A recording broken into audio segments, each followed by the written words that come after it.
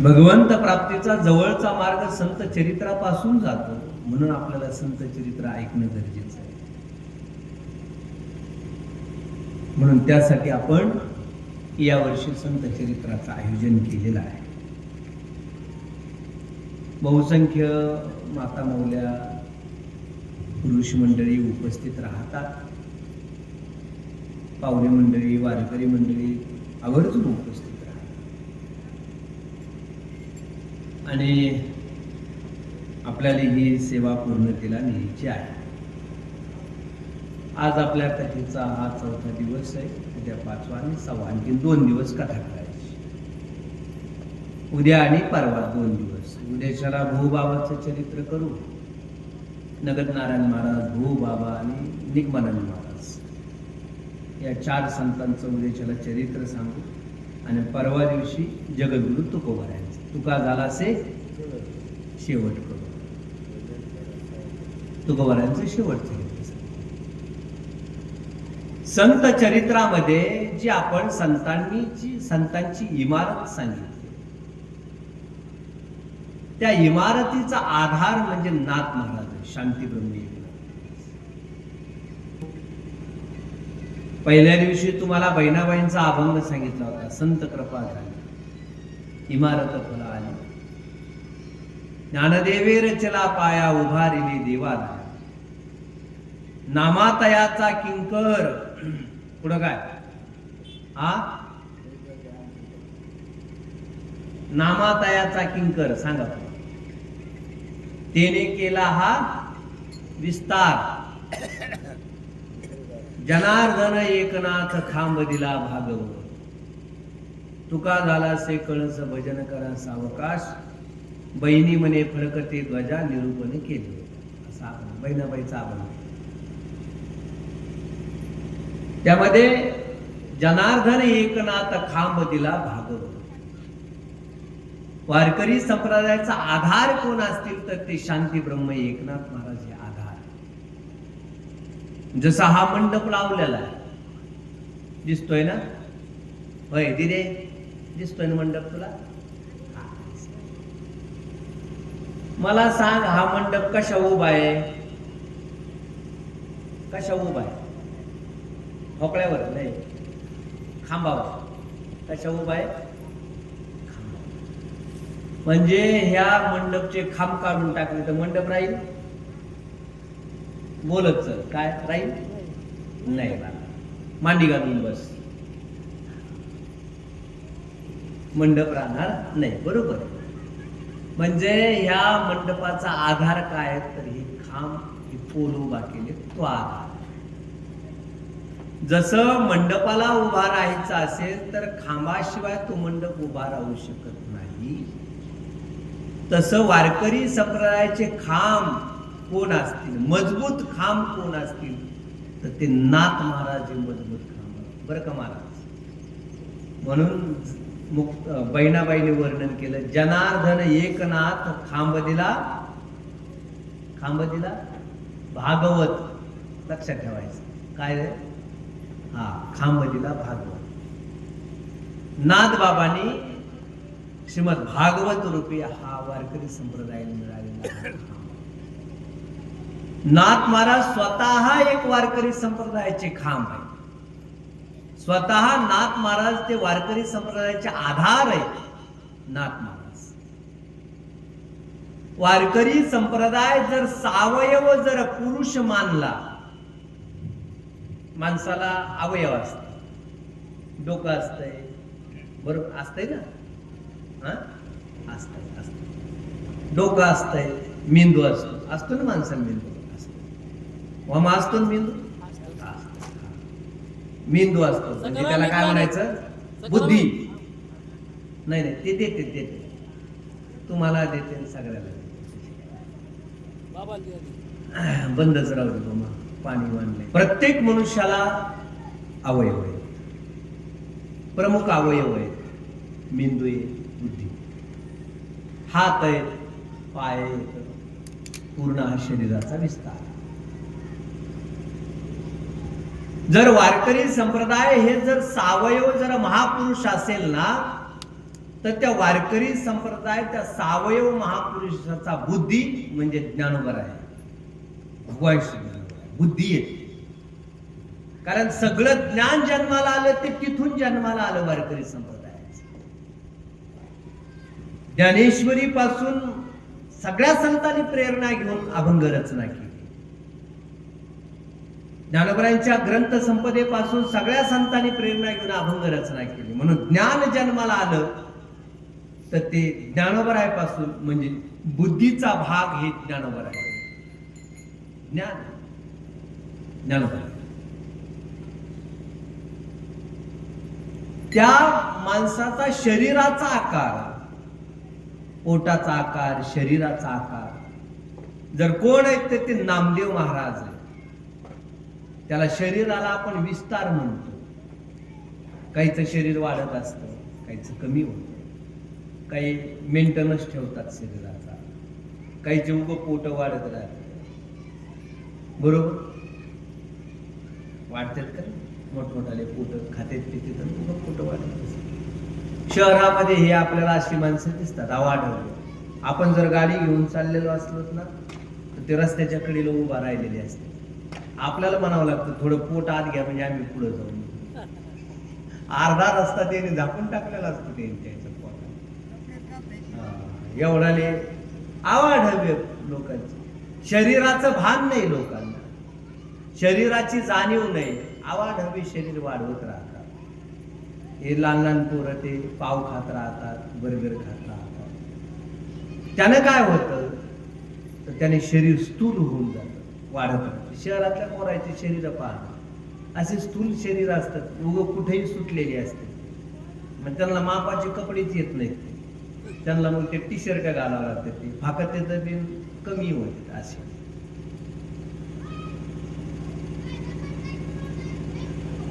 आवाढव्य विस्तार, शरीराचा विस्तार. विस्तार कोण आहेत तर ते नामदेव महाराज हे विस्तार आहे. नामातयाचा किंकर तेने केला हा विस्तार. विस्तार म्हणजे वाढवणे. पूर्ण भारत देशामध्ये वारकरी संप्रदाय पोहोच केला तो नामदेव महाराजांनी पोहोच केला.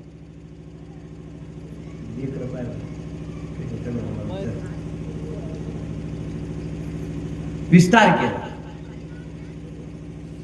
एकनाथ महाराज कोण आहेत तर एकनाथ महाराज वारकरी संप्रदाय रूपी महापुरुषाचे हात आहे. माणसाला हात असतात का नाही? हाताने काय करतो मनुष्य? कर्म करत राहतो. काही लिखाण करायचं असेल तर बोटाने लिखाण, हाताने लिखाण करावं. वारकरी संप्रदायामध्ये जेवढे काही संत जन्माला आले त्या सगळ्या संतांमध्ये सगळ्यात जास्त लिखाण कोणी केलं असेल तर ते शांती ब्रह्म एकनाथ महाराजांनी केलं. नाथ महाराजांनी रामायण लिखाण केलं. भावार्थ रामायण आपल्याकडे चालतं. रामायण लिखाण केलं. नाथ महाराजांनी भागवतावर लिखाण केलं. नाथ महाराजांनी अभंग रचना केली, हरिपाठ केला, भारुडाची रचना केली नाथ महाराजांनी.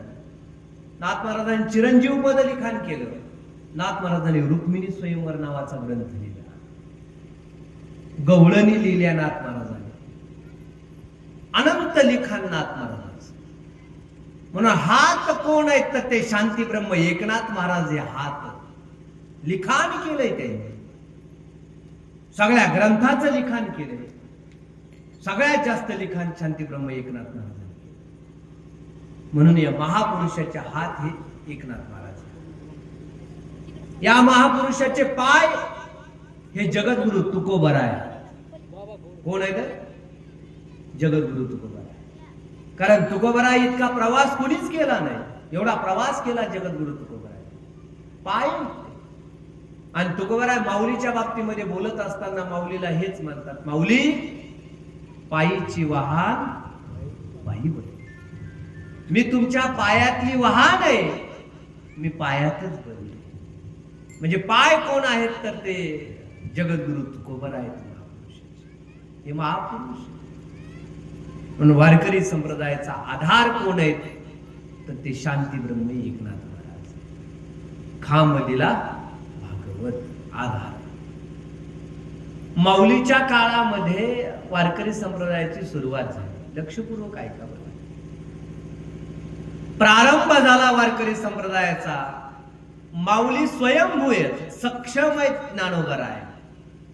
ज्ञानोबरायांनी मिळविली मांदी वैष्णवांची, सगळ्या जाती धर्मातल्या लोकांना एकत्र करून संत केलं ज्ञानोबरायांनी. स्वयंपूर्ण आहेत ज्ञानोबराय, स्वयंभू आहेत ज्ञानोबराय. वारकरी संप्रदाय उभा केला, ते स्वतःच वारकरी संप्रदायासाठी आधार ठरले. त्यांना कोणाची गरज लागली नाही. वारकरी संप्रदाय स्वतःच ठरले. जगद्गुरु तुकोबरायच्या काळामध्ये तुकोबरायचा काळ आणि छत्रपती शिवाजी महाराजांचा काळ समकाळ. 16व्या शताब्दीमध्ये जगद्गुरु तुकोबराय जन्माला आले आणि त्याच शताब्दीमध्ये छत्रपती शिवाजी महाराज सुद्धा जन्माला आले. जगद्गुरु तुकोबरायांची जिथे जिथे कीर्तन असतील तिथे तिथे छत्रपती शिवाजी महाराज कीर्तन ऐकण्यासाठी आवर्जून जायचे. मग टाळगाव असेल, लोहगाव असेल, देहुगाव असेल, त्या परिसरातली गावं. टाळगाव चिखली ना, ते उद्याच्याला आपल्याला टाळगाव चिखली हे नाव का पडलं ते उद्याच्याला सांगतो. ज्यावेळेस तुकोबरायचं चरित्र येईल त्यावेळेस ही सगळी जवळची गावं. त्या प्रत्येक गावामध्ये जगद्गुरु तुकोबरायांनी कीर्तन करावं आणि जसा वेळ मिळेल, ज्यावेळेस वाटेल त्यावेळेस जिथं कीर्तन चालू असेल तिथं छत्रपती शिवाजी महाराज जगद्गुरु तुकोबरायांची कीर्तनाला आवर्जून उपस्थित राहिले. जर छत्रपती शिवाजी महाराज जर कीर्तनाला येत असतील तर वारकरी संप्रदायाला आधार हे जगद्गुरु तुकोबरायसह छत्रपती शिवाजी महाराज हे वारकरी संप्रदायाचे आधार ठरले. राज आश्रय ठरला छत्रपती शिवाजी महाराजांच्या निमित्तानं. त्यानंतर संभाजी महाराजांनी सुद्धा वारकरी संप्रदायाला काय दिला तर राज आश्रय दिला. राजे होते, त्यांच्या राज्यामध्ये जेवढे काही वारकरी होते त्यांचा आदर केला जायचा, तो राजाश्रय मिळाला. पण नाथ महाराजांच्या काळामध्ये कोणताच आश्रय नाहीये. एकमेव नाथ महाराज आहेत, तेच वारकरी संप्रदायासाठी आधार आहेत. म्हणून बहिणाबाईंनी शब्द वापरला, खांब दिला भागवत आधार. खांब काय तर तो आधार, त्याच्यावर इमारत उभा असते. तसं नाथ महाराज हे वारकरी संप्रदायाचे आधार आहेत आणि आज आपल्याला त्यांचं चरित्र ऐकायचं. ज्या कुळामध्ये जन्माला आले, पवित्र कुळ आहे, भगवान सूर्यनारायणाची उपासना करणारं कुळ आहे नाथ महाराजांचं. सामान्य कुळ आहे असं समजू नका. सूर्यनारायणाची उपासना करणार परंपरेने ज्या कुळामध्ये संत जन्माला आले त्याच कुळामध्ये नाथ महाराजांना जन्म घेण्याचं भाग्य लाभलं. नाथ महाराजांचे पंजोबा नाव आहे त्यांचं भानुदास महाराज. महान संत होते. वृंदावनी वेणू कवनाचा बाई वाजे ही भानुदास महाराजांची गवळण आहे. अति गोड गवळणी आहे भानुदास महाराजांची, अति गोड आहे. महान संत होते भानुदास महाराज. ते ज्ञानोबरायांच्या काळामध्ये जन्माला आलेली संत भानुदास. वारकरी संप्रदायावरती अनंत उपकार आहेत या घराण्याचे. ज्या घरामध्ये नाथ महाराज जन्माला आले त्या घराण्याचे अनंत उपकार. आज आपण पंढरपूरला जातो, पंढरपूरची वारी करतो, पांडुरंग परमात्म्याचं आपण तिथं दर्शन घेतो. जे आपल्याला पंढरपुरामध्ये पांडुरंग परमात्मा दिसतो ना, तो पांडुरंग परमात्मा पंढरपुरामध्ये येण्यासाठी सुद्धा नाथ महाराजांच्या कुळाचे परंपरेचे अनंत उपकार आहेत. त्या घराण्याचे उपकार, नाथ महाराजांच्या घराण्याचे उपकार. आज आपल्याला दर्शन होतं ते भानुदास महाराजामुळे दर्शन होतं. आज आपण पंढरपूरला वारीला जातो ते भानुदास महाराजामुळे वारीला जातो. माऊली समाधीस्थ झाले होते,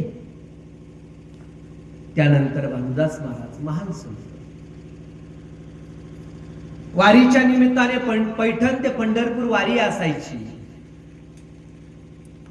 पैठणवरून निघाले, पायी प्रवास निघाले. प्रवास करत करत पैठणच्या जवळ मुंगी गाव आहे, मुंगी नावाचं गाव. तिथं निंबारकाचार्य सुद्धा राहिलेत असं मानलं जातं. दोन परंपरा आहेत, एक द्वैत परंपरा आहे आणि एक अद्वैत परंपरा आहे. अद्वैत परंपरेचे होते आद्यगुरु शंकराचार्य आणि द्वैत परंपरेचे होते रामानुजाचार्य, त्यापैकी एक निंबार्काचार्य. ते मुंगीला त्यांचं अधिष्ठान होतं, आया मंदिर वगैरे बांधले. भानुदास महाराज मुंगी या गावामध्ये आले, मुक्काम झाला आणि मुक्काम झाल्याच्या नंतर रात्रीच्याला भानुदास महाराजांनी कीर्तन केलं. लक्षपूर्वक ऐका, गोड चरित्र आहे. आज आपण त्याच्यामध्ये लवकर सुरू केले.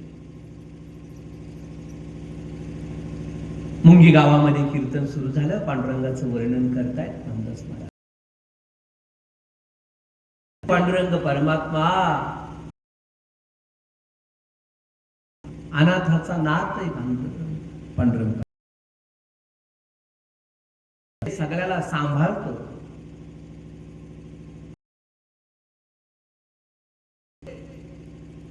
म्हातारे सुद्धा तरुणी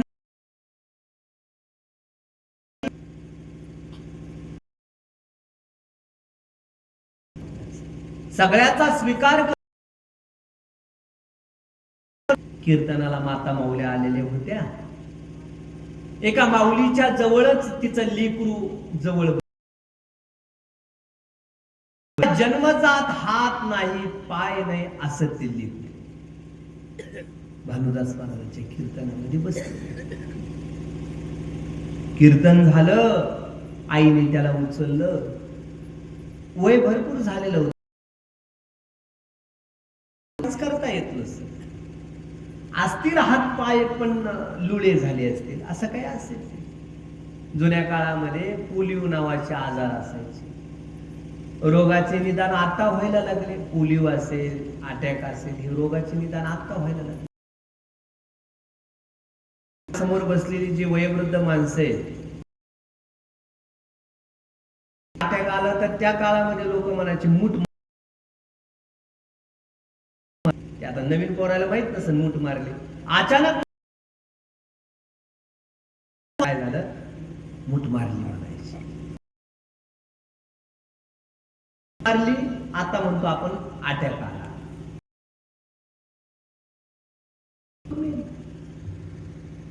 जुन्या काळामध्ये ते पटकीचा शेतामध्ये असलेला मुसोबा बांधावा घालायला, नांगर हाकायला जरा ते आड येत ते फेकून दिला. ते पटकीचा आजार आला, सगळं गाव म्हणू लागलं. त्या मसोबाचा कोप झाला. सावता बाबांनी मसोबा बांधावर टाकला. मसोबाचा एवढी अंधश्रद्धा असायची. कोप झाला का सावता बाबांनी सांगितलं, अरे कसलं मसोबा कसलं काय.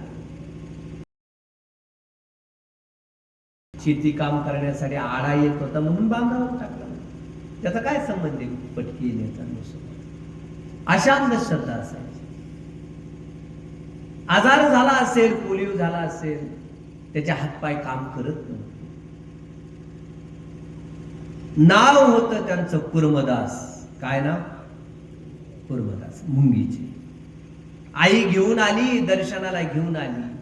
आईनं दर्शन घेतलं, कुर्मदासाला पायावर मांडलं भानुदास महाराजांच्या. कुर्मदासाने भानुदास महाराजांपाशी बोलले, बाबा मला दिंडीला घेऊन चला का. आई जवळ आग्रह केला. आई मला भानुदास महाराजांबरोबर पंढरपूरला जायचंय. दिनदुबळ्याचा स्वीकार करतो ना तो पांडुरंग परमात्मा, मग माझाही स्वीकार करीलच की तो. मी गरीब आहे, त्याला गरीब म्हणावं. धन ज्याच्याकडे कमी आहे त्याला लोक गरीब. इंद्रिय कमकुवत आहेत, ज्याचे इंद्रिय ज्याला कान नाही त्याला गरीब.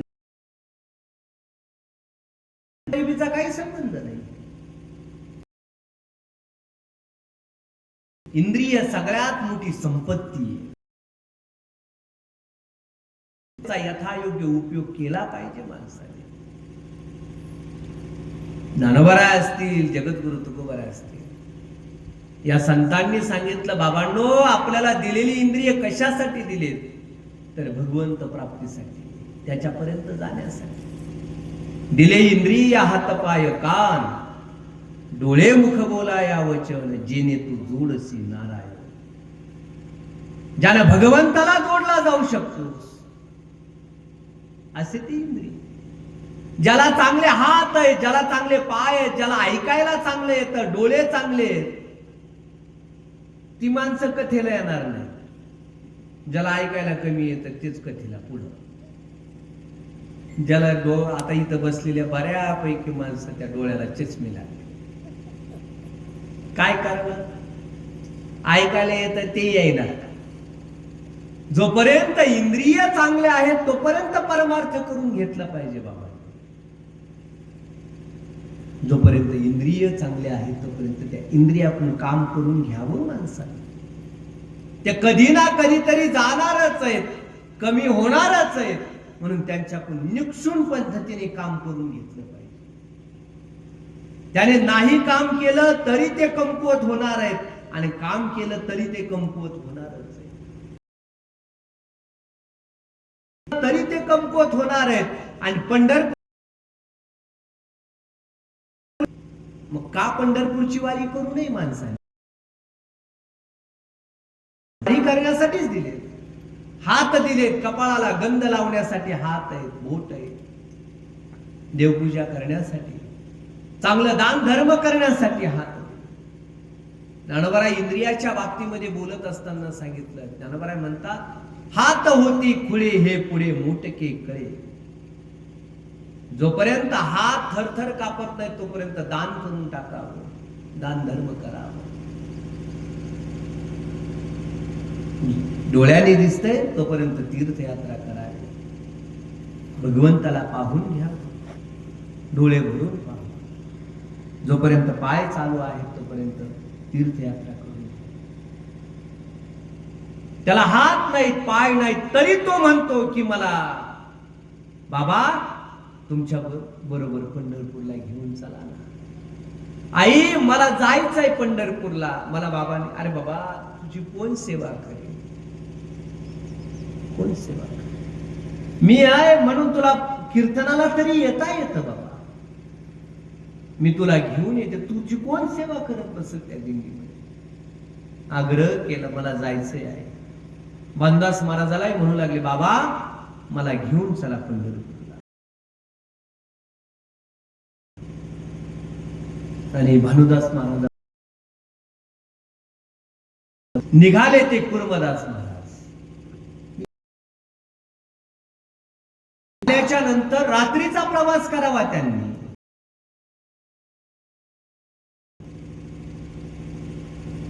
लोटांगण घालत चाल.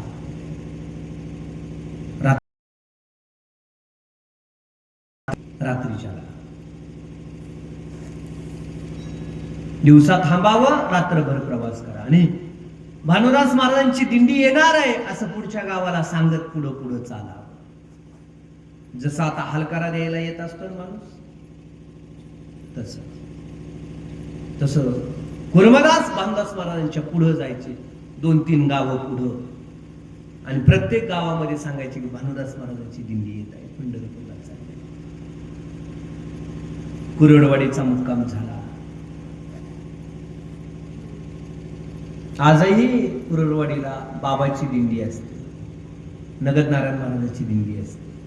कुरडवाडी मोठं जंक्शन आहे, सोलापूर जिल्ह्यामध्ये येतं. कुरडवाडी माढा तालुका आहे त्याला, कुरडवाडी.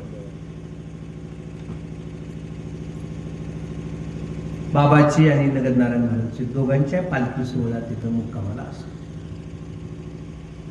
बाबाच्या चरित्रामध्ये तुम्हाला तो कुरडवाडीचा इतिहास सांगते, पुढे सांगतो. त्या कुरडवाडी पासून लहुळ नावाचं गाव आहे, जवळच आहे, 4-5-6 किलोमीटर अंतरावर लहुळ जवळ. लहुळ नाव महाराजांना रात्रभर प्रवास करावा. दगड, काटे, रक्त, अंगातून रक्त वाहतंय.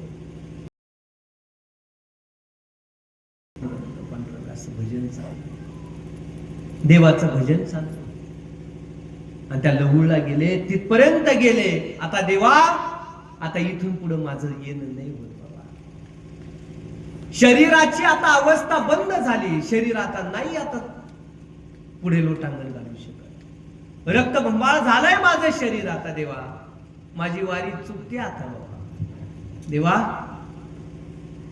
हीच वारी आता माझी समज. भगवंता, दर्शन द्यावं तू. कुर्मदासाने हाक मारली भगवंताला आणि पंढरपुरावरून पांडुरंग परमात्मा त्या लहुळ गावाला आले. हात जोडले कुर्मदास महाराजांनी, देवा, आई साहेबालाही घेऊन या आणि तुमच्या बरोबर चंद्रभागेला सुद्धा घेऊन या. आई साहेबासह चंद्रभागा सुद्धा आली त्या लहुळ गावामध्ये. आजही तुम्ही जर गेलात, बाबाच्या पालखी सोहळ्यामध्ये गेलात किंवा नगदनारायण बाबाच्या पालखी सोहळ्यामध्ये, तर कुर्मदासावर जेवण असतंय. सकाळी 11च्या दरम्यान तिथं दोन्ही दिंड्या बरोबरच असतात. दोन्ही दिंड्याला जेवण असतं. कुरुडवाडीकर जेवण देतात कुर्मदासाला.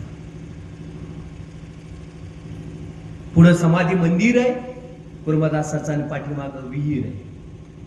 त्या विहिरीमध्ये चंद्रभागा प्रगट झाली. प्रत्यक्ष भगवंताने दर्शन दिलं कुर्मदास महाराजांना. आईसाहेबासह दर्शन दिलं. चंद्रभागेचं स्नान घातलं पांडुरंगाने कुर्मदास महाराजांना आणि तिथे कुर्मदास महाराजांनी समाधी घेतली. आजही चंद्रभागेचं पाणी, चंद्रभागेला जर पूर आला ना, तर पूर आल्याच्या नंतर पाणी गढूळ होत असतं. तर चंद्रभागेचं पाणी गढूळ झालं की कुर्मदासाच्या पाठीमागे जी विहीर आहे तिचं सुद्धा पाणी गढूळ होतं. आजही हा चमत्कार आहे असं समजू नका. प्रत्यक्ष चंद्रभागा तिथं प्रगट झालेली आजही होती त्या कुर्मदासा. ते कुर्मदास महाराज भानुदास महाराजांच्या समकालीन संत. प्रवास करत तिथपर्यंत आले भानुदास महाराज. कुर्मदास महाराज वाट पाहत होते भानुदास महाराजांची. देवाचं दर्शन झालं. भानुदास महाराजांनी आव्हान केलं. भगवंत आले चंद्रभागेसह आणि तिथेच भानुदास महाराजांनी स्वतःच्या हाताने कुर्मदासाला समाधी दिली त्याच ठिकाणी. आता पुढचा प्रवास सुरू झाला भानुदास महाराजांचा. पंढरपूरला पोहोचले. चंद्रभागेचं स्नान केलं भानुदास महाराजांनी. कुंडलिकाचं दर्शन घेतलं आणि रावळामध्ये प्रवेश केला.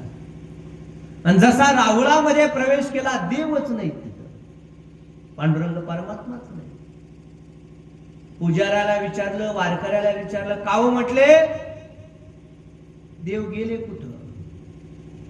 सगळ्या पुजाऱ्यांनी वारकऱ्यांनी सांगितलं, आता देव पंढरपुरात नाही तर देव कर्नाटकला गेले. कुठे गेले तर कर्नाटक. महाराष्ट्राच्या शेजारी राज्य कर्नाटक. त्या कर्नाटकला गेले. भानुदास महाराजांनी विचारलं, का भगवंत का गेलेत कर्नाटक? पुजाऱ्यांनी सांगितलं, तिथील जो राजा आहे कृष्णदेवराय, त्याने देवाला हट्टपूर्वक घेऊन गेले. हट्ट धरला देवाला आणि घेऊन गेले. कर्नाटकचा राजा होता कृष्णदेवराय. महान देवीचा उपासक होता, महालक्ष्मीचा उपासक, रुक्मिणी आई साहेबाचा उपासक, देवीची उपासना करायची. काही माणसं असतात देवीचे उपासक असतात, काही पांडुरंगाचे उपासक आहेत, काही खंडोबाचे आहेत, काही मारुतीचे उपासक, आराध्य दैवत, काही भगवान शंकराचे उपासक असतात. प्रमुख देवता प्रत्येकाची वेगवेगळी असते. कोणाला भगवान श्रीकृष्ण आवडतात, कोणाला प्रभू रामचंद्र आवडतात, कोणाला हनुमंतरावर श्रद्धा असते. ज्याचा त्याचा भाग आहे. श्रद्धा कुठं तरी असली पाहिजे, ती असावी. बर देवा बसा.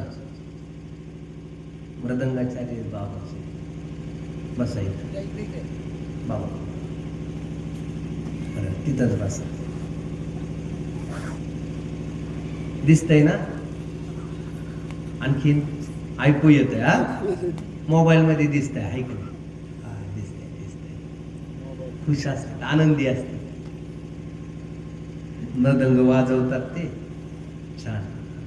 आता ऐका पन्नास महाराजांचं चरित्र.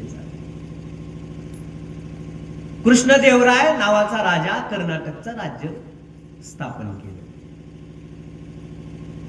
आणि देवीची उपासना करणारा, आई जगदंबेची उपासना करणारा, देवीची पूजा करत होते. देवीला उपासना करत असताना बराच वेळ त्याची पूजा चालायची. भगवत भक्त होता, भगवत देवीची उपासना करणार. दारामध्ये वारकरी आला आणि वारकऱ्याने सांगितलं, हाक मारली की राजा घरामध्ये आहे का? सेवेकराने सांगितलं की ते पूजेला बसले. वारकऱ्याला वाटलं देवाची पूजा करत असेल म्हणून थांबले. थोडा बराच वेळ गेला. राजाला पुन्हा निरोप पाठवला.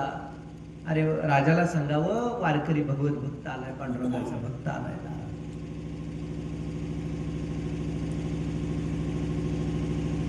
जेवण काही घ्यायचं असेल, वारकऱ्याला जेवण करायचं असेल म्हणून पुन्हा राजाला हाक मारली. राजा देवीची पूजाच करत होता.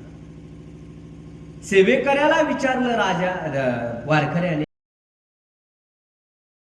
झालं पूजा करतो, कोणाची पूजा करतो? लक्ष्मी आई साहेबाची पूजा करतात. वारकऱ्याला एवढा राग आला, अरे मी इथं उपवासी आहे, काहीतरी अन्न घ्यावं आणि पुढे निघून जावं या भावनेने मी इथं थांबलो आणि हा राजा पूजा करत बसलाय. संतांचं वाक्य आहे, देव सारावे परते, संत पूजावे आरते. जर देवपूजा करत असाल आणि दारामध्ये संत आले असतील तर देवपूजा बाजूला सारावी, पण त्या संतांची आधी देवपूजा करा, त्यांच्या आधी त्यांचं आदरातिथ्य करा, आधी त्यांचा सन्मान करा. देवापेक्षाही साधू श्रेष्ठ असतात. देवीची उपासना करतो म्हटले. राजाला वारकरीला राग आला. वारकरी मोठ्याने बोलला, राजाला ऐकू जाईल असं. अरे राजा, तुझ्या देवीची उपासना करतो ना, तर ती देवी आमच्या पांडुरंगाच्या दारामध्ये रोज झाडू मारायला असते. ती वारकरी गेलं बोलून, ठोकून गेले त्यांनी मोठ्या आवाजात. काय त्या देवीची उपासना करतो, काय त्या देवीची पूजा करतो? ती देवी रोज झाडून काढायला असते, आमच्या पांडुरंगाचं मंदिर रोज झाडायला येते. राग आला राजा. आपल्या देवतेविषयी काही जर बोलला माणूस तर राग येतो ना. आपले आराध्य देवता आहे, जिच्यावर आपण प्रेम करतो, जिव्हाळा लावतो, भक्ती करतो, येतो माणसाला. देवाचं असतील तर नेत्याविषयी काही बोललं तर कार्य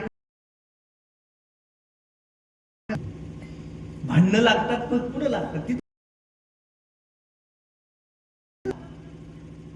कार्यकर्त्याला काही बोलण्यापेक्षा नेत्याला काही बोललं की कार्यकर्त्याला राग येतो.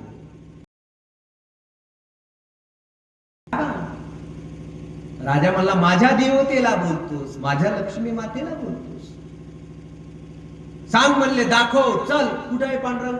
म्हणले पंढरपूरला राहतो. दाखव म्हणले तिथं लक्ष्मी झाडायला राहते. ते मला चल पांडुरंग, चल मला पंढरपूर घेऊन आला. राजा प्रवास करत करत आले. आता राजा येतो, त्याचा लवाजमा घेऊनच आला. तांगे रथामध्ये बसवलं, त्या वारकऱ्याला घेऊन आला. वारकऱ्याने हात जोडले देवाला, पांडुरंगाला, देवा एवढ्या वर्ष मी तुझी वारी करतो, पण कधीच मला लक्ष्मी झाडताना दिसली नाही. पण मी तर आता बोललोय त्याला, एवढ्या दिमाखात बोललोय, आता लाज राखायची तुझ्याच हातात आहे देवा. एवढ्या दिमाखात बोललो मी त्याला, एवढ्या मोठ्या आवाजात बोललोय की लक्ष्मी झाडायला असते, मला कधीच दिसली नाही, पण तरी मी तुझा मोठेपणा वाढवण्यासाठी बोललोय राजापाशी. देवा काही कर, पण तेवढं लक्ष्मीला आज झाडायला लावच बाबा देवा, माझ्यासाठी नाही, तुझी लाज राखण्यासाठी. वारकरी स्वतःसाठी कधी जीवन जगत नाही, देवासाठी. देवा, अरे तुझी लाज जाईल जर नाही झालं तर. तो म्हणेल तुझा देव खोटा आहे, तू खोटा ठरशील. वारकरी खोटा आहे, तुझा देव खोटा आहे, वारकरी खोटं बोलतो असं म्हणेल राजा. आणि जर वारकरी जर खोटं बोलत असेल तर ज्या देवाची उपासना करतो तो देवही खोटाच आहे असा राजा म्हणेल. म्हणून देवा, लाज राखण्यासाठी तरी आज कर बाबा व्यवस्था. पंढरपुरामध्ये राजासह वारकरी आला. वारकऱ्याच्या अंतकरणामध्ये धाकधुकच कधी दिसली नाही लक्ष्मी झाडताना, पण आज कसं काय काय करावं. पण एवढ्याच कॉन्फिडन्सनी बघत होता राजा की वारकरी. चंद्रभागेचं स्नान केलं राजानं, पुंडलिकाचं दर्शन घेतलं, चल म्हणले तुला दाखव. पांडुरंगाच्या मंदिरामध्ये प्रवेश केला आणि प्रवेश केल्याबरोबर जसा आत प्रवेश केला, लक्ष्मी आई साहेब झाडताना हातामध्ये झाडू घेताना दिसते. राजाने पाहिलं, वारकऱ्यांनी पाहिलं, वारकऱ्याच्या डोळ्यात पाणी आलं. अरे कधीच दिसली नाही, पण आज दिसली बाबा. राजाने पाहिलं, राजाने विचारलं, ती म्हणली बाबा रोज यावं लागतं मला इथे, आज वारकऱ्याच्या डोळ्यात दिसली नाही लक्ष्मी झाडताना. पण देवा टाकला आणि तू खरा करून दाखवला दर्शन. आता आपण उपासना करतो ती लक्ष्मी म्हणजे आपल्या लक्ष्मीपेक्षा हे बरोबर पुढे ऐकत नाही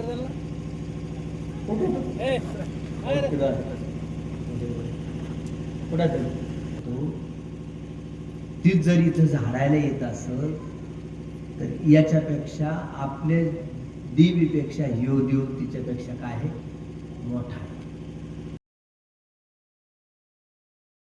राहते असं देव बदलीत राहते. कुणी सांगितलं का नाही नाही ह्या देवापेक्षा ते लय पाऊल. जसं कार्यकर्ते नेता बदलते, सत्ता आली की दुसरा नेता, जाऊ दे तिकडे, आपण आता दुसरा नेता. लक्ष्मी आई साहेबाला बाजूला केलं आणि म्हणला काय श्रेष्ठ आहे. आता पांडुरंगाचा भक्त झाला राजा. मग त्यानं पांडुरंगाला आग्रह केला की मला आता माझ्या राज्यामध्ये चला. घेऊन गेला राजा. छान मंदिर बांधलं, छान मंदिर बांधलं. आज गावाचं नाव आहे, कसं काय सांगा. 50ची नोट आहे का तुमच्या जवळ? 50ची नोट असते ना, 50 रुपये आहे, दाखव दाखव.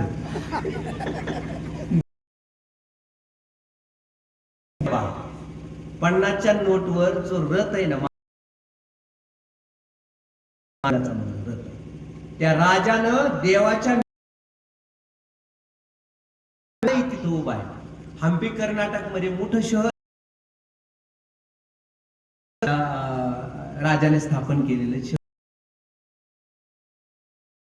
तिथं पांडुरंगाचं मंदिर आहे, आजही मंदिर आहे. बांधणाऱ्यांनी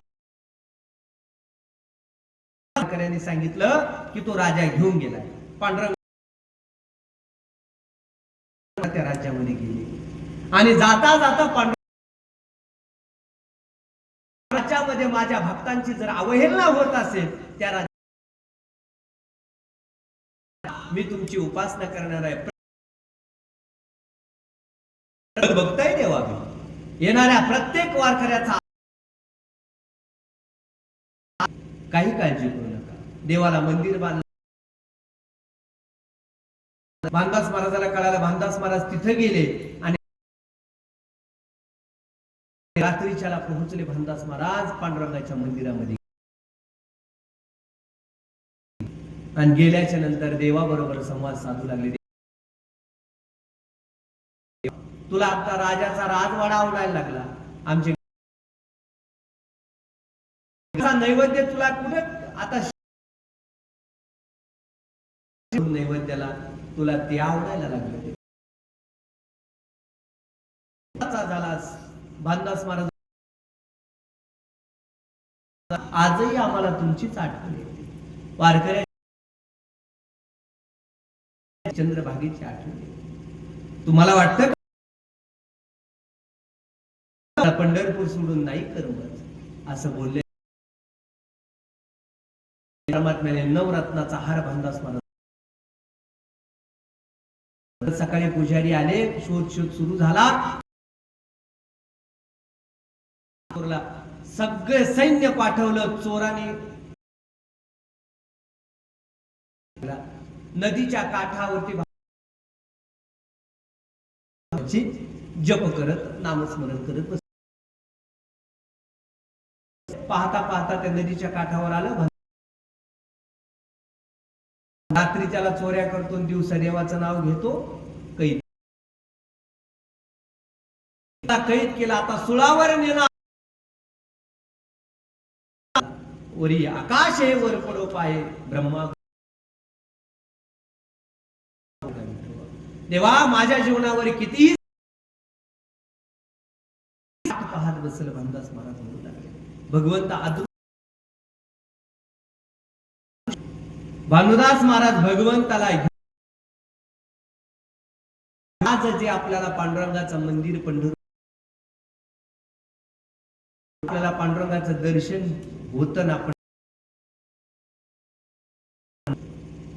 भानुदास महाराज घेऊन आले आणि त्या कुळामध्ये नाथ महाराजांचा त्या हंपीला नुसता आता पांडुरंगाचा वट आहे, दगडीच वट आहे. त्याच्यावर देव म्हणजे भारतामध्ये देव नसलेले आजही आहे. आता ज्याला सांगायचंय ते जवळचं पाहू शकत नाही. पण ऐका, असे ठिकाण मग ते भानुदास महाराज, चक्रपाणी महाराज, पुत्र सूर्यनारायण महाराज आणि सूर्यनारायण पती पत्नी बरोबर दोघांना अपत्य जन्माला आलं. नाव ठेवले मूळ इसवी सन 1533 मध्ये. लक्षात ठेवत जायचं. 1500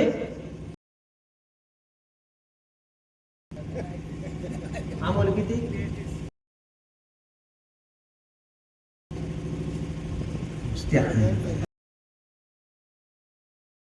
नाथ महाराजांचं अमोलने लक्षात ठेवलं. त्याच्याकडे बघतो, एवढं लक्षपूर्वक ऐकावं लागतं. 1533 ला नाथ महाराजांचा जन्म. पण मूळ नक्षत्रावर जन्माला आले नाथ महाराज. आजही मूळ नक्षत्रावर जन्माला लेकरू आलं की लोक म्हणतात मुळावर आला म्हणतात का नाही. त्याच्यासाठी काय करावं लागते? मूळ शांती करतात. दोन प्रकारच्या शांती असतात, एक अन्न शांती असते आणि एक मूळ शांती असते. लेकरू मुळावर, भगवान श्रीकृष्ण सुद्धा मुळावर जन्माला आले होते. ते आई वडिलाच्या मुळावरच होते. देवकी माता आणि वसुदेव महाराज यांच्या मूळ नक्षत्रावर भगवान श्रीकृष्ण जन्माला आले. भगवान श्रीकृष्णाला सुद्धा मूळ शांती होती. नाथ महाराजांना सुद्धा मूळ नक्षत्रावर जन्माला आले आणि मूळ नक्षत्रावर जन्माला आले. काही दिवसातच आई वडील दोघही मरण पावले. लोक म्हणायला लागले मुळावर लेकरू जन्माला आलं, मूळ नक्षत्रावर जन्माला आलं म्हणून आई वडील मरण पावले. चक्रपाणी महाराज म्हणजे आजोबा, आजोबांनी सांभाळ केला. एकुलता एक पोरग, एकच म्हणून नाव ठेवलं एकनाथ. आता एवढंच आहे बाबा आपल्या कुळाच्या विस्ताराला, म्हणून नाव काय ठेवलं? एकनाथ. एवढाच नाथ राहिला बाबा आमच्यासाठी, म्हणून नाव ठेवलं एकनाथ, संत एकनाथ. आता संत एकनाथ महाराज लहानची मोठी होऊ लागले. आजी आजोबा आता सांभाळतायत नाथ महाराज. बाल्यावस्थेपासूनच भगवत भक्ती करण्याची आवड लहानपणापासून. कारण नाथ महाराज हे जन्माला येतानाच विरक्त म्हणून जन्माला आले. नाथ महाराज एक संत म्हणून जन्माला आले. ज्ञानोबराय सगळ्या संतांविषयी एक शब्द वापरतात, मोटकी देहाकृती उमटे निज ज्ञानाची पाठ होते. सूर्यापुढे प्रगटे प्रकाश जायचा. ज्ञानोबरांची आता कसं आहे, संत चरित्र सांगताना त्या काय ज्ञानेश्वरी असल्यावर जास्त ओव्या येतात, पण संत चरित्रात मग ते शोधावं लागतं. मोटकी देहाकृती उमटे अशा पद्धतीने जसा योग भ्रष्ट पुरुष जन्माला येतो, सभ्याध्यामध्ये योग भ्रष्ट पुरुषाचं वर्णन केलेलं आहे. गोड वर्णन आहे. अथवा योगी नामेव कुले भवती धीमता या श्लोकावर बोलत असताना ज्ञानोबरांनी विस्तार केलेला. आता पुढे ऐका. तो योग भ्रष्ट, तसे नाथ महाराज जन्माला आले, जन्मजात विरक्त, जन्मजात ज्ञानी नाथ महाराज हळूहळू मोठी होऊ लागले. बाल्यावस्थेपासूनच प्राणी भूतदया अंतकरणामध्ये जन्माला येत होती. मग हळूहळू मोठे झाले. आता गुरुकुलामध्ये टाकलं पाहिजे. आजी आजोबांनी ठरवलं यांना अध्ययन करण्यासाठी पाठवावं, देवगिरीवर पाठवावं. जनार्दन स्वामी नावाचे संत आहेत, त्यांच्याकडे अध्ययन करण्यासाठी पाठवावं. जनार्दन स्वामीकडे पाठवलं. अध्ययन सुरू झालं. अध्ययन सुरू असताना नाथ महाराजाकडे, जनार्दन स्वामीकडे देवगिरी किल्ल्याचे हिशोबाचं त्यांच्याकडे असं पंत होते, ताळेबंदी त्यांच्याकडे असायची. नाथ महाराजाला काहीतरी खर्च करण्यासाठी जनार्दन स्वामीजींनी धन दिलं आणि बाबा एवढा व्यवहार कर, एवढा खर्च कर आणि मला त्याचा हिशोब देऊन टाक. गुरुकुलावरती असताना काय जे ज्याच्यासाठी खर्च झाला असेल खर्च झाला, आणि टाळेबंदीची वहीवर लिहित होती कशासाठी किती खर्च झाला, कशासाठी. एक पैसा हिशोब लागत नव्हता. एक पै. रात्रभर जागले नाथ महाराज, रात्रभर. एक पैसा हिशोब कुठं खर्च झाली लक्षातच येईल. रात्रीच्याला 2-2:30 वाजले असतील आणि 2-2:30 वाजता मोठ्याने टाळी वाजवली. सापडली सापडली सापडली म्हणून टाळी वाजवली. आणि टाळी वाजवल्याच्या नंतर जनार्दन स्वामी सावध झाले आणि पाहिलं एकनाथाच्या कुटियामध्ये दिवा लावलेला आहे. अजूनही यानं दिवा का विझवला नाही. आणि सापडली सापडली टाळीचा आवाज आला, आवाजाच्या दिशेने आले. जनार्दन स्वामी जागे झाले. अरे बाळा एकनाथा काय सापडलं? काही नाही म्हणले, स्वामी एका पैसा हिशोब लागत नव्हता, तू एक पैसा पडली. जनार्दन स्वामी म्हटले, अरे एका पैसाठी रात्रभर जागलास, एक पैसा पडली म्हणून एवढा आनंद झाला. जसा आता एका पैसाठी एवढे परिश्रम घेतलेस, एक दिवस असेच जर परिश्रम घेतले तर एक दिवस भगवंत सुद्धा तुला सापडेल, नक्की सापडेल. अशा वेगवेगळ्या गुरुग्रही राहत असताना एक वेळेस जनार्दन स्वामी ध्यानस्थ बसलेले होते. शूलभंजी पर्वतावर तिथं साधना केली आणि ध्यानस्थ बसलेले असताना देवगिरी किल्ल्यावरही साधना केली. आणि जनार्दन स्वामी ध्यानस्थ असताना परचक्र आले, आक्रमण होऊ लागले. परचक्र आलं आणि परचक्र आल्याच्या नंतर तिथं तलवार होती. नाथ महाराजांनी हातामध्ये तलवार घेतली आणि परचक्र पुन्हा पाठवलं. युद्ध केलं नाथ महाराजांनी. जनार्दन स्वामी समाधी उत्थान झाल्याच्या नंतर त्यांना कळालं की बाबा परचक्र आल्याच्या नंतर एकनाथाने युद्ध केलं, आशीर्वाद दिला. शूलभंजनी पर्वतावर नाथ महाराजांनी साधना केली. साधना करत असताना तो तुम्ही फोटो पाहिला असेल, एक सर्प नाथ महाराजाला वेढा मारायचा, रोज वेढा मारायचा. आणि नाथ महाराजाला दूध घेऊन जाणारा जो व्यक्ती होता त्याने पाहिलं, नाथ महाराजाबरोबर राहायचा. आता गुरुग्रही राहून साधना पूर्ण झाली. मलंगाच्या वेशामध्ये दत्तात्रय भगवान आले. कामधेनू बरोबर होती. कामधेनू पुत्रीच्या वेशामध्ये, मलंगाच्या वेशामध्ये दत्तात्रय भगवान आले. जनार्दन स्वामी होते. दोघही एकत्र जेवायला बसले. जेवण झालं आणि जेवण झाल्याच्या नंतर जे राहिलेलं ताट आहे ते नाथ महाराजाकडे दिलं. याला धुवून टाकलं. नाथ महाराजांनी जे उष्ट राहिलेलं होतं ते प्राशन केलं. दत्तात्रय भगवानाचं उच्चिष्ट खायला मिळालं. ब्रह्मज्ञान झालं खाल्ल्याबरोबरच. नाथ महाराजाला ब्रह्मज्ञानाचा साक्षात्कार झाला. आता नाथ महाराज पैठण क्षेत्रावरती आले. आता नाथ महाराज पैठण क्षेत्रावरती राहू लागले. बरेच दिवस निघून गेले. जनार्दन स्वामी आले आणि जनार्दन स्वामी आल्याच्या नंतर नाथ महाराजाला सांगू लागले, अरे एकनाथा, आता तुम्ही ग्रस्त आश्रम स्वीकारावा. परमार्थ करायचा असेल तर ग्रस्त आश्रम तुमच्यासाठी उचित आहे. तुम्ही आता ग्रस्त आश्रम स्वीकारावा.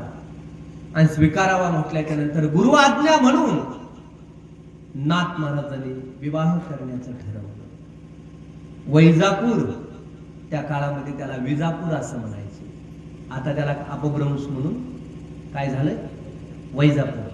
संभाजीनगर त्या काळामध्ये, औरंगाबाद त्या काळामध्ये वेगळंच नाव असेल. नाथ महाराजांच्या काळामध्ये, त्या काळामध्ये काय खडकीपूर काहीतरी नाव असेल. तो वैजापूर आता तो तालुका आहे. तालुक्याची पद्धत आता आली त्याच्यामुळे त्याला तालुका आहे, वैजापूर तालुका. तिथं रहिवाशी असणारे सद्ग्रस्त, त्यांची मुलगी, नाव होतं गिरजाबाई. काय नाव? अत्यंत स्वच्छ, अत्यंत देखणी, कुटुंबाला सांभाळणारी गिरजाबाई. चक्रपाणी महाराजांना गिरजाबाई दाखवण्यात आली. चक्रपाणी महाराज म्हणजे नाथ महाराजाचे आजोबा. बोलत चला, काय आजोबा. मग नाथ महाराजांना मुलगी द्यायची तर आजोबाला दाखवण्यात आली. पसंत पडली, योग्य आहे, सुलक्षणी आहे, आपल्या नातवाला ही मुलगी देण्यात काही अडचण नाही. विवाह झाला, सुंदर विवाह झाला. श्रीमंती होती नाथ महाराजांची. विवाह झाला. आता गिरजाबाई आता नाथ महाराजांच्या वाड्यावरती नांदू लागल्या. गिरजा माता आता नाथ महाराजांचा आता प्रपंच सुरू झाला.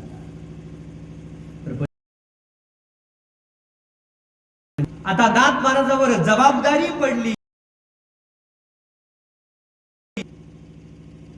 आजोबांनी वर दोघही गेले. आता एक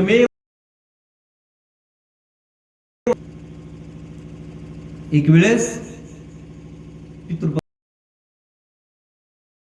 पितृपक्षामध्ये सगळ्या लोकांना, पितरांना जीव घालायचं म्हणून आपले जे भावकीतले लोक, आजही लोक जीव घालतात, बरोबर. गावातले भावकीतले लोक जीव घालतात पितृपक्षामध्ये. गावातली सगळ्या ब्राह्मणाला निमंत्रण दिलं, बाबा आज पितृपक्ष आहे, माझ्या पितरांना जीव घालायचा आहे, तुम्ही या. ठीक आहे म्हटले, आमंत्रण स्वीकारलं. सगळे वाड्याच्या अवतीभोवती घाण कचरा झाला होता. आज पितृपक्ष आहे, स्वयंपाक चालू होता वाड्यावरती. पितृपक्ष आहे म्हणून गावातले जे काही साफसफाई करणारी माणसं असतात त्यांना सांगितलं, ते महिला पुरुषासह सांगितलं की तुम्ही आता काही एवढी साफसफाई करू नये. ते झाडलोट करत होते. झाडलोट करता करता त्या माता माऊली आणि त्या लेकरामध्ये संवाद सुरू झाला. स्वयंपाक चालू होता, पुरणपोळीचा स्वयंपाक चालू होता. स्वयंपाकाचा सुगंध, तुपाचा सुगंध त्यांच्या जवळ गेला आणि चर्चा चालू झाली. किती छान जेवण चाललंय नाथ महाराजांच्या घरामध्ये, स्वयंपाक किती चांगला चालू आहे. असं जेवण आपल्याला कधी जेवायला मिळेल? गरीब माणसं. मुखातून शब्द बाहेर पडला, नाथ महाराजांनी ऐकला. झाल्याच्या नंतर नाथ महाराजांनी सगळ्याला गोळा केला. तुमच्या कानातून ऐकले, तुमच्या मुखातून निघालेले शब्द मी ऐकले म्हटले.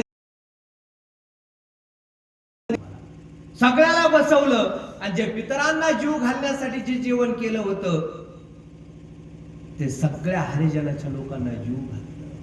जे साफसफाई करणारी माणसं त्यांना जीव घातलं. राग आला ब्राह्मणाला आणि ब्राह्मण म्हणू लागले, अरे आमच्यासाठी जेवण तयार केलं होतं त्यांनी शूद्र माणसाला जीव घातला, आमच्या आधी जीव घातला, आम्ही जेवायला येणार नाही. येणारच कोणीच जेवायला यायला तयार होणार. नाथ महाराज म्हणले, नवीन जेवण तयार करणार आहे आम्ही. आमच्या आधी का वाड्यावरती त्यांना जीव घातलं, आमच्या आधी त्यांना तुम्ही आतमध्ये प्रवेश का दिला? ज्यांना पानवाट्यावर प्रवेश नाही तुम्ही त्यांना घरामध्ये प्रवेश दिला. इतकी जातीयता, निष्ठुर जातीयता होती, इतकी कठीण जातीयता होती. माणसाला माणूस म्हणून पाहत नव्हते, जातीमधून पाहायचे होते. बोलायला लागले, आम्ही जेवायला लागलो. नाथ महाराज म्हणले, तुम्ही नाही जेवायला आले तर तुमचे बाप जेवायला येते. नाथ महाराजांनी सगळीची सगळी जी वर गेलेली पितर आहेत, वैकुंठाला गेलेली पितर आहेत, सगळ्याला बोलवलं आणि सगळ्या पितरांना जीव घातला. गावातली ब्राह्मण खिडकीतून पाहत होते. ह्यू म्हणायचा, युमा आज आहे, खिडकीतून पाहत होते. सगळ्या पितरांना जीव घातला. अशी शांती ब्रह्म एकनाथ महाराज, अत्यंत स्वज्वळ एकनाथ महाराज. गुरुग्रही राहायचे, विरक्त राहायचे नाथ महाराज, विरक्त राहायचे.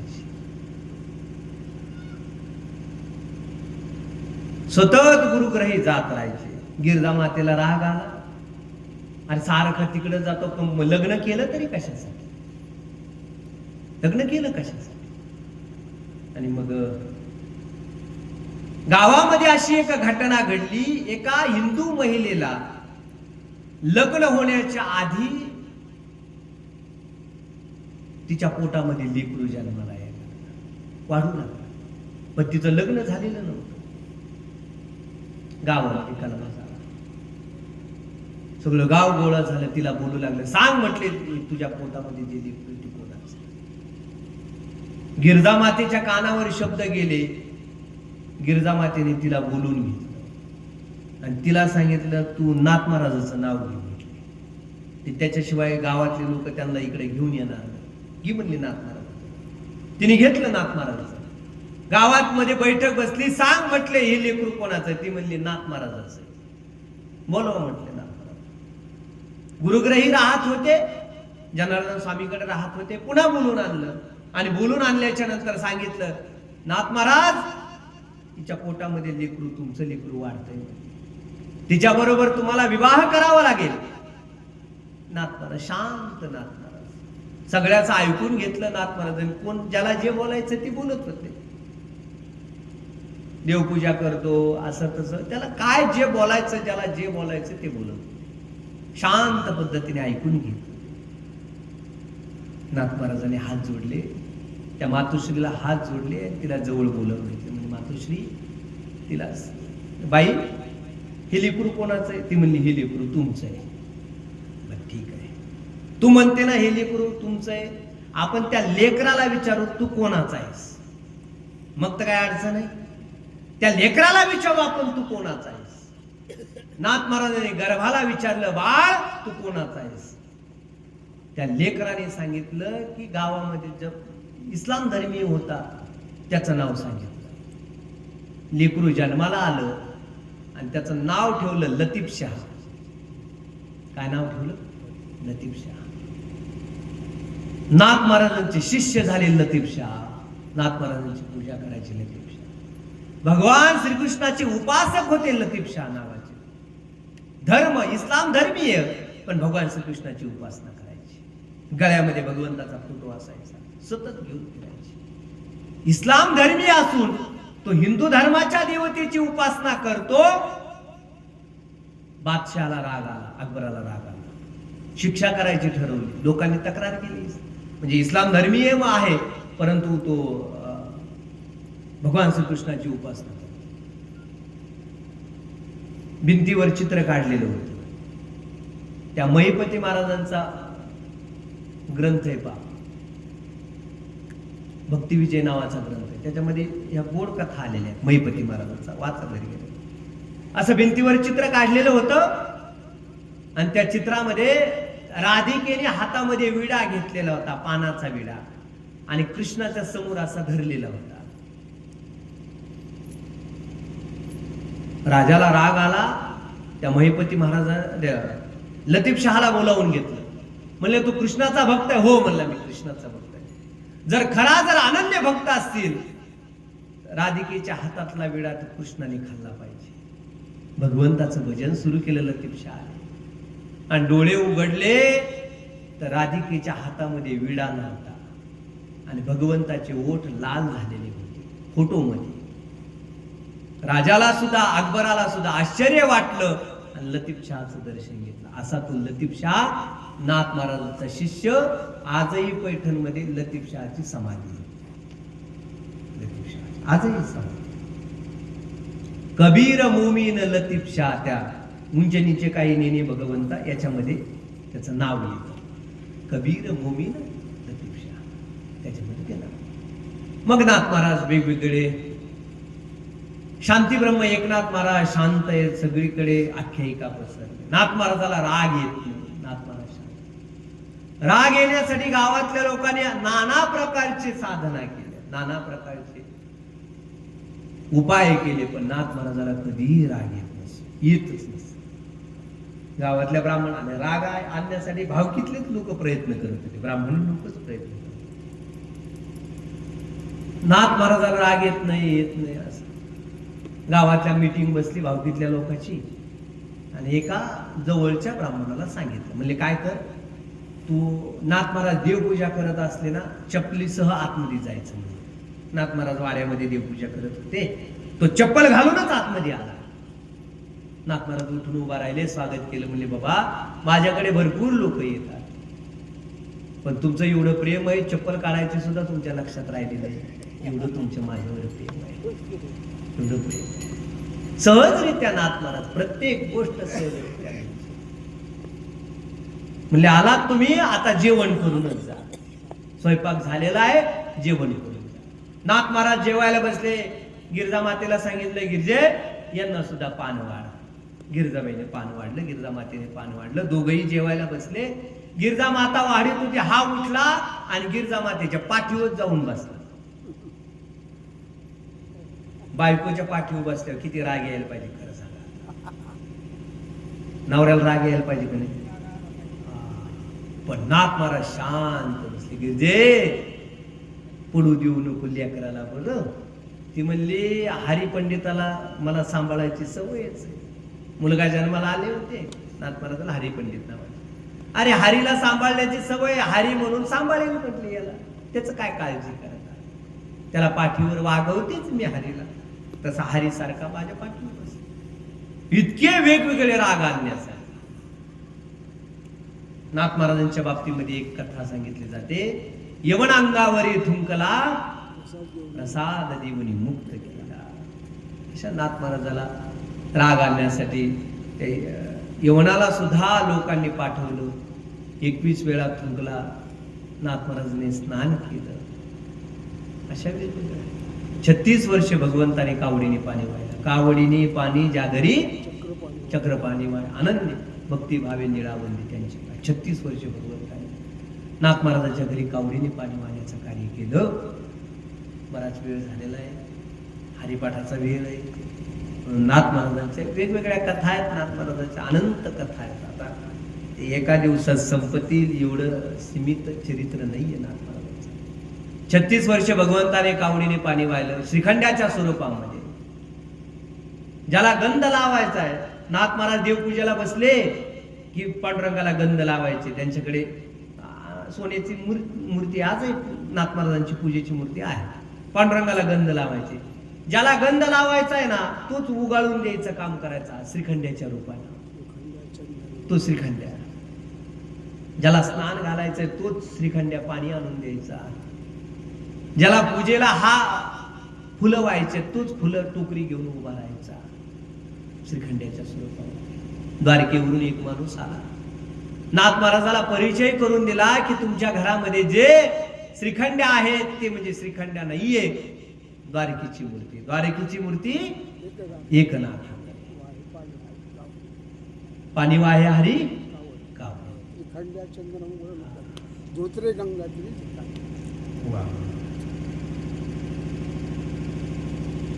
असे नाथ महाराज भगवंताने 36 वर्षे काम केलं. निर्वाणीचा काळ जवळ आला. आता नाथ महाराजांनी ठरवलं आता समाधी घ्यावी. आणि ठरवल्याच्या नंतर नाथ महाराजांनी समाधी घ्यायचं ठरवलं. समाधीला चालले नाथ महाराज. आता गावातली लोक कंटाळलेली होती. गावातली लोक म्हणू लागली आता हा मरणारच आहे, कधी ना कधीतरी जावंच लागणार आहे. आणि भाऊकेशिवाय त्याला खांदा द्यायला कोण आहे? नाथ महाराज कोण आहे? नाथ महाराज देहावसान झालं नाथ महाराजाचं. भावकीतली लोक खांदा घेऊन चालले होते. खांदा अंत्ययात्रा निघाली. त्यांच्यातली त्यांच्यात चर्चा सुरू झाल्या. आयुष्यभर आपल्याला त्रासच दिला. आता हे म्हणायचं बरं का, नाथ महाराजांनी आपल्याला आयुष्यभर त्रासच दिला. राग कधी आला नाही, आपण त्याला इतका त्रास दिला पण कधी त्याला त्रास झाला नाही. त्यांना त्रास होत नाही याचा त्रास आपल्याला झाला बरोबर. शेवट आपल्याच खांद्यावर जावं लागलं का नाही. नाथ महाराज लगेच उठून उभा म्हणले बाबा बाबा मी माझ्या पद्धतीने जाईल, जा तुम्ही. काळ आला पुन्हा नेण्यासाठी. देहावसान झालं नाथ महाराजांचं. देहावसान झालं. नवीनच लग्न झालेली लेक माहेराला सासरला चालली होती, नांदायला चालली. जाती येथील आली होती. गावामध्ये सगळीकडे, गावामध्ये पैठणमध्ये सगळी चर्चा सुरू झाली. नाथ महाराज गेले, नाथ महाराज गेले वैकुंठवासी. ही बाई म्हणली त्याला का आजच जायला वेळ मिळाला का? मग लेक वाट लावायची आणि त्याला का मरायला आजच वेळ मिळाला का? नाथ महाराज उठून बसले. नाथ महाराज म्हणले बाई तुझी लेक आज वाट लावू घाल, मी जाऊ वाटल तेव्हा मरेल, जेव्हा वाटेल तेव्हा मी मरेल, पण तुझी लेक आज वाटला. असे वेगवेगळे नाथ महाराजांच्या जीवनामध्ये अनंत प्रकार, अनंत लीला नाथ महाराजांच्या अनंत काय. शेवट नाथ महाराज गावातील सगळ्या वारकऱ्याच्या दिंडीसह नाथ महाराज आता गोदावरीच्या पाण्याच्या जवळ गेले. संपूर्ण ज्ञान लिहिलं नाथ महाराजांनी.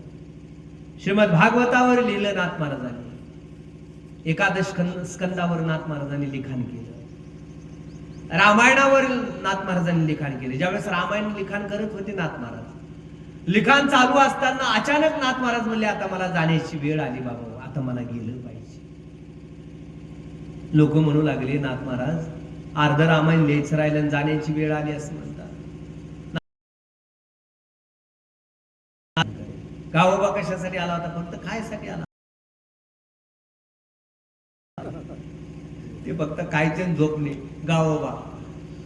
तर गावोबा फक्त खायसाठी आला होता. पोळी मिळत नाही. आईला म्हटलं आई मला पोळी आणली. आईनं नाथ महाराजांच्या घरी घेऊन आली. नाथ महाराजांना सांगितलं नाथ महाराज त्याला पोळी आवडते.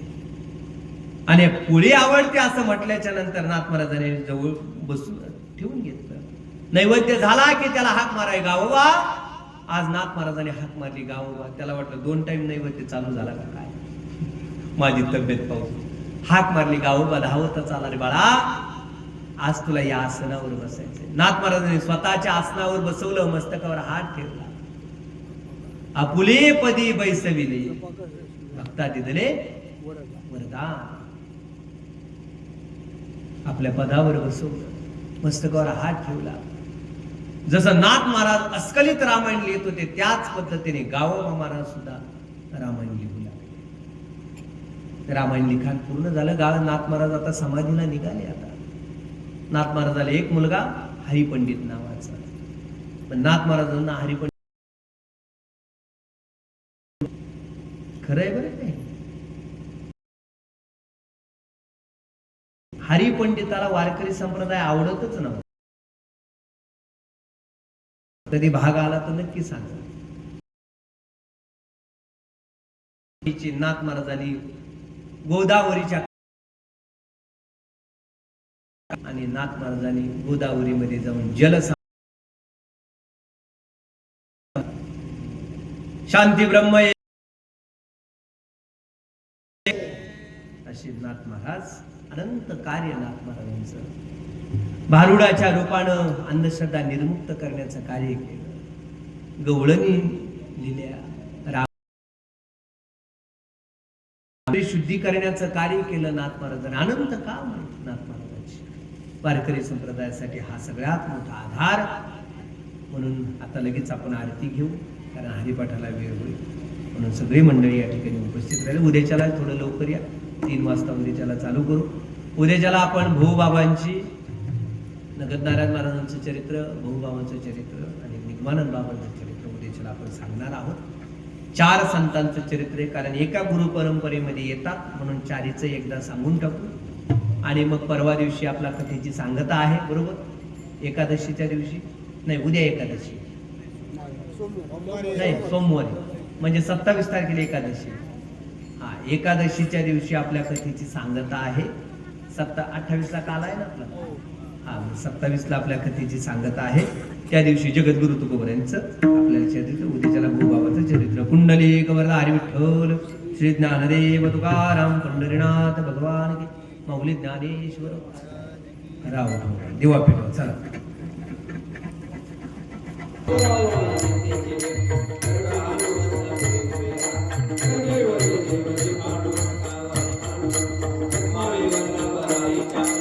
Hallelujah.